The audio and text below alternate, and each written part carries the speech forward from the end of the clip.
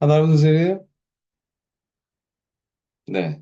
그, 여러분 보시면 아시겠지만은 되게 좀, 어, 우리 저기 코스메틱 사이언스 대학원이 있어요. 대학원이 있는데, 저도 이제 인발부가 돼 있고, 그 다음에 작년에 우리 최성호 교수님, 이제 학자님과 저랑 다른 교수님이 지금 뇌파 분석기가 이제 4채널로 해가지고, 이제 돈을 그래도 어느 정도 많이 투자를 해가지고 뇌파 분석기를 작년 초에 이제 구매를 했고요. 그 다음에 피부 우리 뭐죠? 피부 그 분석기 특히, 네. 그것도 좀 돈을 들여서 구매를 좀 많이 했습니다. 구매를 했습니다. 그 두 가지가. 그래서 구매를 했고 열화상 카메라는 최성훈 교수님이 자체적으로 구매를 하신 것 같고 그래서 우리 당장 뭐 니시아 같은 경우에 우리 이제 소재를 사용하는데 그래서 이게 사실은 우리 좀 한남대가 가지고 있는 화학과나 코사과가 가지고 있는 그런 어떤 좋은 장비 중에 하나니까 거기까지 활용을 해가지고 얻으면 굉장히 좋겠죠. 그 다음에 하나름 선생님은 그 니샤 우리 데이터 얻을 때 좀 많이 좀 도와주시고요. 네.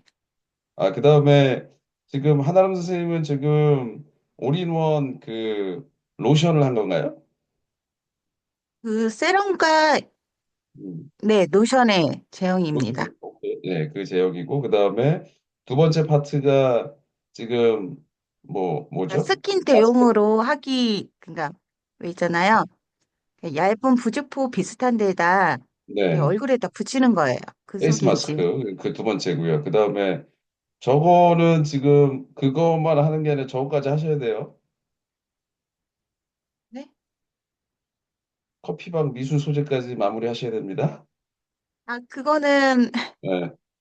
그거는 이거 끝나고 해야죠. 네, 이거 다 마무리하고 이거 다 네. 이제 마무리라는 게 뭐 완벽하게 다 끝나는 게 아니라 지금 첫 번째 거는 사실은 이제 보완을 좀 하면 되잖아요. 물론 보완이 쉬운 건 아니죠. 근데 이미 틀은 딱 정해져 있고 그다음에 이제 그 피부 분석이라든지 여러 가지 분석에 있어서 사람들도 확보해서 그거에 대한 것들 그다음에 좀 장기적으로 타임 시리즈를 어떻게 늘려가지고 그 데이터를 얻느냐 하여튼 그런 거잖아요. 어, 네. 그래서 그 비슷한 부분을 따라가면 뭐 두 번째 파트도 되게 좀 수월하게 잘 하실 거라고 좀 생각이 들어요. 첫 번째 걸 잘 하셨기 때문에.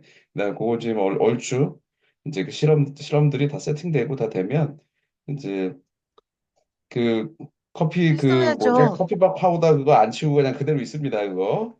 그러니까 아니, 실험할 거예요, 교수님. 하셔야 됩니다, 그거. 네. 그래서 하나람 선생님 어쨌든 수고 많으셨고요. 그래서 저랑 이제 미팅 진행해 주시고, 이번 주에. 그 다음에 다음 발표할 사람, 누가 먼저 할까요? 간단하게 하세요, 간단하게. 참고로 이제 우리가 아직 구체적으로 디스커션을 하지 않은 친구들이 있고, 혹은 오래전에 한 친구들이 있어서 제가 지난번에 우리 발표하지 않은 학생들에게는 좀 본인의 관심사를 좀 브로드하게 좀 이렇게 얘기를 좀 해줬으면 좋겠다 이렇게 발표 내용을 좀 한정 지어줬고요. 그 다음에 이제 여러 가지 상황들 변수가 지금 되게 많습니다. 지금 박혜림 선생님이 좀 참여를 못 하고 있고 막 이래가지고 원래 하던 계획과도 좀 약간 좀 살짝 좀 바꿔야 될 수도 있고 해서 어쨌든 지금 브로드하게 개인의 관심사를 간략하게 5분 이내로 혹은 그보다 더 적어도 되고 이렇게 좀 발표를 하라고 제가 이렇게 얘기를 좀 했습니다. 뭐 나영이랑 채은이 준비됐니? 예림이? 네, 준비됐습니다. 오케이, 그럼 시작하자. 네,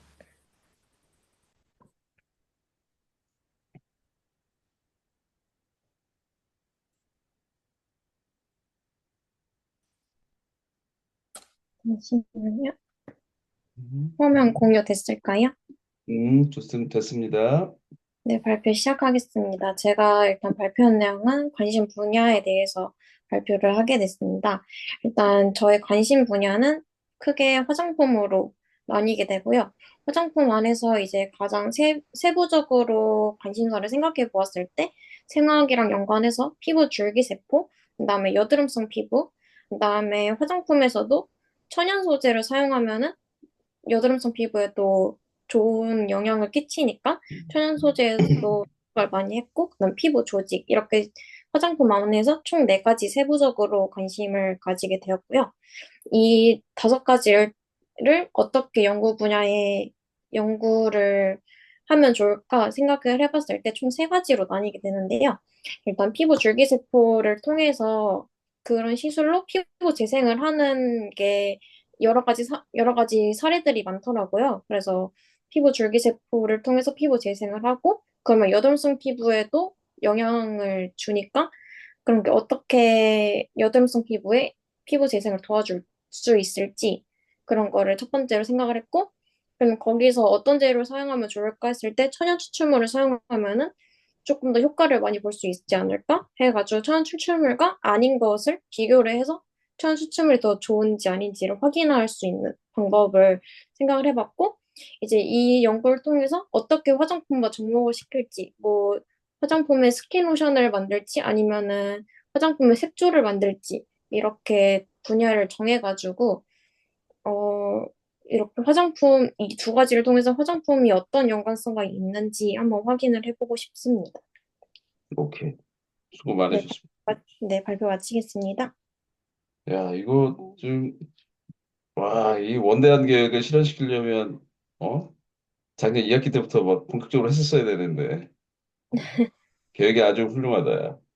네, 훌륭하고, 우리 요거에 제가 맞춰가지고, 네, 실제 타임라인과 시간 낼 수 있는 거 좀 뭐죠, 현실성 있는, 가능성 있는 거로 좀, 저걸 다 하기는 쉽진 않을 것 같고, 네, 이제 뭐 해가지고 가장 효과적이고, 네, 또 거기서 하나 해서 좀 시간 되면 더 확장해 나갈 수 있는 거, 오늘 한번 제가 다시 리오거나이즈 해가지고 좀 정할게요. 정하고, 그다음에 한 가지 제가 좀 말씀드리고 싶은 것 중에 하나는, 여러분들이 좀 약간 살짝 이제 오해하는 게 있어요. 그건 업체 과장 광고 때문에 그런 것 같은데, 가장 큰 게 줄기세포 함유 화장품이라고 하는 게 어 이제 원리상 말이 좀 안 되는 게, 화장품 안에 줄기세포가 들어가면 다 죽어버리거든요. 그래서 줄기세포가 화장품에 들어가서 피부를 재생할 수 있을 것 같다라는 느낌을 주는 건, 사실은 줄기세포가 재생이란 느낌이라는, 재생의학에서 많이 쓰이고 하니까 그 이미지를 차용한 거고, 그래서 그거는 사실은 사실과는 다르고, 왜냐하면 줄기세포가 굉장히 민감한 세포여가지고 화장품 그 안에서 살 수가 없어요. 그 다음에 또 재생하려면 피부 조직 안으로 들어가야 되니까 피부 자체를 재생하는 것도 사실은 불가능하죠. 불가능한데, 그래서 사람들이 이제 어떤 개념을 쓰냐 하면, 이게 연구로 이게 이제 데이터로 결정이 난 건지 잘 모르겠는데, 제가 이제 연구 과제 심사를 하러 이게 좀 한번 가보니까, 줄기세포에서 이 얘네들이 이렇게 배출하는, 분비하는 추출물, 그 추출물을 함유한 것들. 그래서 그 추출물이, 왜냐하면 세포가 죽는다는 건 이미 뭐 너무 명약관화하니까, 그 추출물을 넣으면 거기 있는 물질들이 어떤 피부에 대한 여러 가지 도움, 혹은 피부 재생에 도움이 될 것이다. 이런 가정으로 그것을 함유된 제품을 만드는 것에 대해서 사람들이 이제 프로포절, 이렇게 그랜트 프로포절을 제출한 걸 봤는데, 그래서 그 관계는 이제 우리 화학과 국제생활연구실에 있으면 그거는 좀 이렇게 기본적으로 알고 있으면 좋을 것 같다, 그런 생각이 듭니다. 자, 다음 할 사람. 다음 채은이, 예림이, 승민이. 제가 하겠습니다. 그래, 채은이.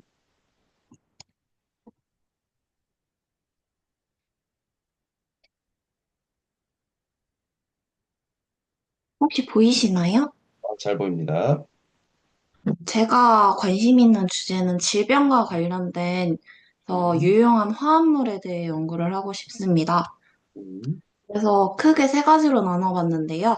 첫 번째는 세포 질병에 관련되어 있는 유용한 화학 성분에 대해 연구를 하고 싶고, 두 음, 번째는 항노화에 도움이 되는 화학 성분에 대한 연구를 진행하고 싶습니다. 그리고 요즘 전염병 때문에 항바이러스 화합물에 대한 연구에도 관심이 생겨서 이렇게 큰 틀을 어, 세 가지로 나눠봤습니다. 그래서 예시를 들어봤는데, 세포 질병과 관련된 거에는 항암 화합물, 그리고 염증제 같은 화합물, 항산화제 같은 화합물 등 이렇게 크게 잡으면 이렇게 큰 틀로 연구를 하고 싶고, 항노화는 먹는 영양제나 피부에 음, 직접적으로 바르는 피부 관리제 이렇게 큰 틀 두 가지로 연구를 해보고 싶습니다. 그리고 항바이러스제는 특정 바이러스, 인플루엔자 같은 이런 바이러스 화합물 영양제, 약이나 바이러스의 저항성을 높여줄 수 있는 영양제 이렇게 두 가지의 종류로 제가 연구를 진행하고 싶어서 작성을 했고, 나머지는 연구 주제 세부를 아직 정하지 못해서 교수님과의 개별 미팅이 필요하다 생각해서 이렇게 큰 틀만 잡아보았습니다. 네, 아, 네, 아주 수고 많았습니다. 이제 공유 해제해 주시고요.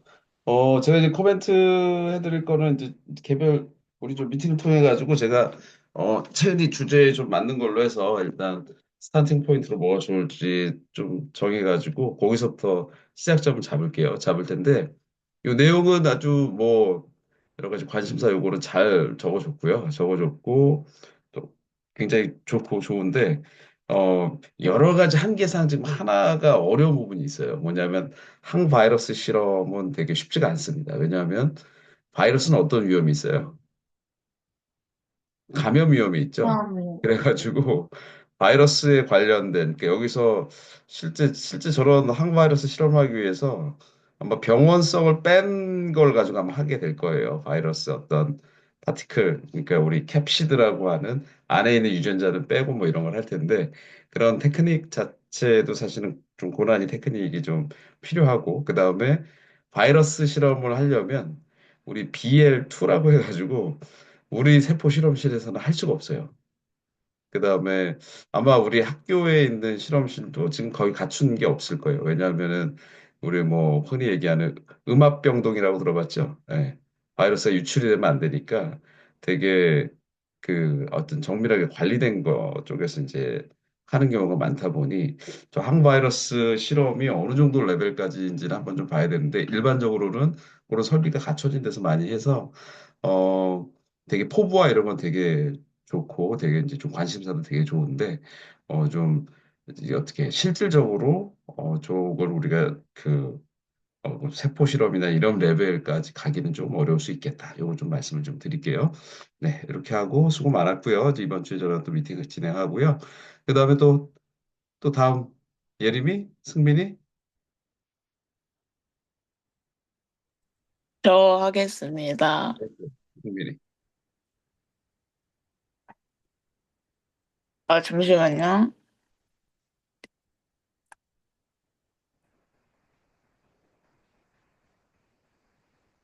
우리 수업 준비하고 좀 뭐죠? 수업하기 위해서 가는 친구들은 준비하고 뭐 진행하면서 이제 가면서 해도 됩니다. 그 다음에 대략 한 10분 이내로 우리가 마무리할 예정입니다.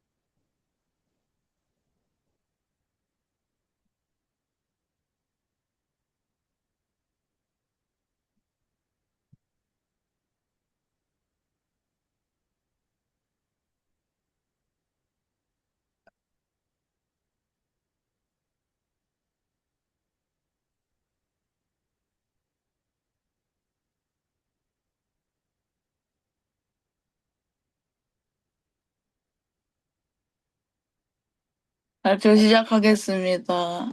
음, 제가 할 연구 주제는 PDMS를 이용한 오가노이드 제작입니다.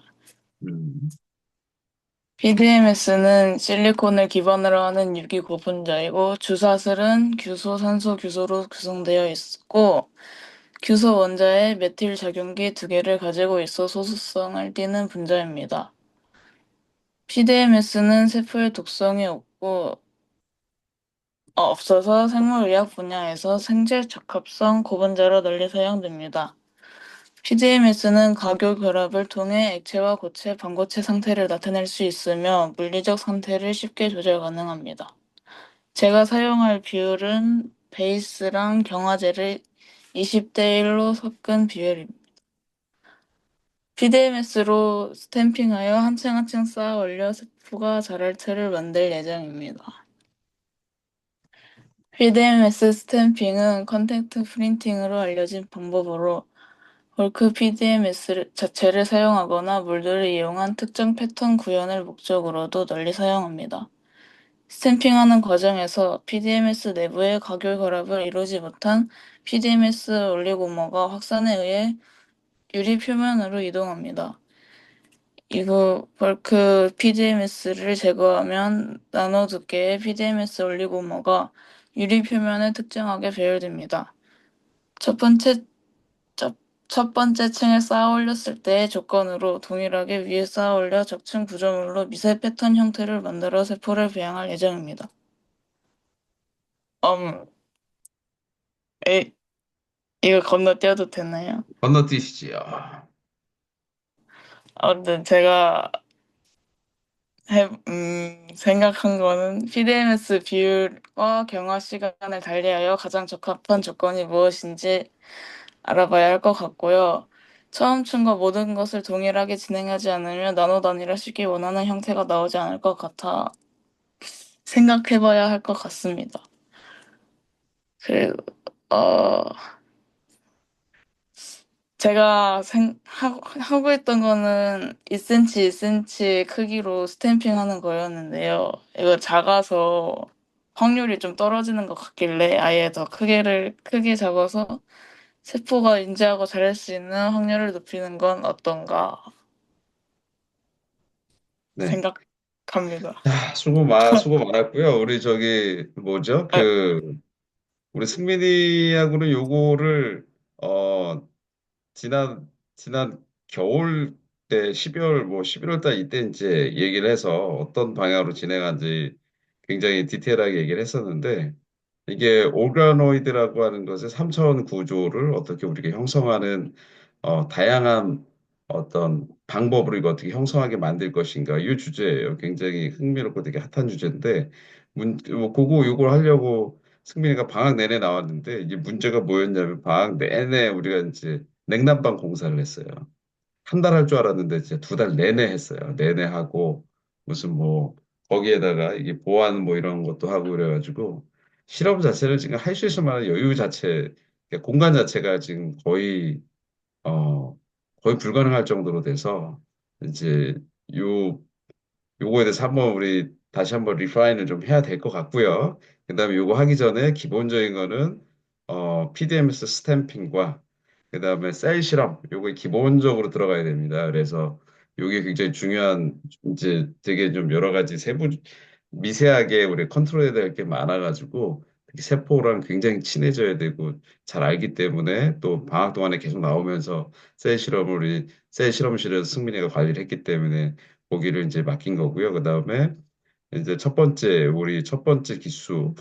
기수의 올해 첫 번째 셀 실험에 대한 거 관리를 승민이가 좀 잘 리드하고 진행해 주시고, 그다음에 두 번째 기수부터는 제가 이제 직접 하기보다는 승민이나 혹은 뭐 니샤도 마찬가지 대학원생이니까 이렇게 고학기 학생들이 다음 학생들을 또 이렇게 지도를 해서 또 자기 숙련도도 높이고 또 같이 디스커션하고 제가 좀 점검하는 그런 방향으로 진행할 거예요. 그다음에 그 이후로는 요 교육 세션을 우리가 여유가 될 때 계속 열어서 다른 학부생들에게도 좀 이렇게 다른 대학원생이나 학부생들에게 제공을 할 테니까 어쨌든 이제 그거를 굉장히 좀 신경을 좀 써주시고 승민이도 저랑 이번 주나 혹은 다음 주 수요일 전까지 미팅을 좀 해주셔서 요 내용에 대해서 좀 더 확실하게 좀 다듬어 주시고요. 알겠죠?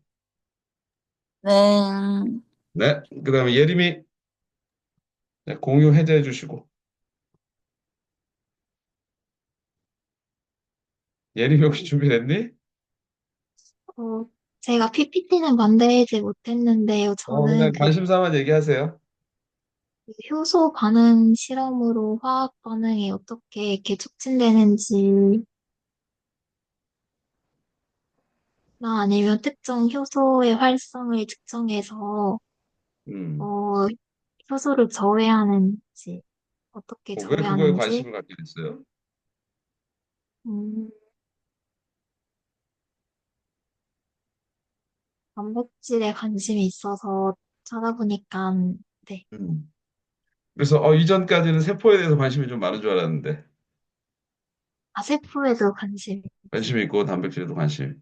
오케이. 그러면은 예림이는 단백질 관련 프로젝트에 대해서 먼저 이제 거기서부터 시작하고 그거 또 세포랑 연결될 수 있는 걸로 우리가 결국은 세포 실험실 가지고 있으니까 그걸 잘 활용하면 좋으니까 그걸 다 동시에 할 수 있는 걸로 한번 우리 같이 디스커션 하면서 뭐 스타팅 포인트 한번 정해 봅시다.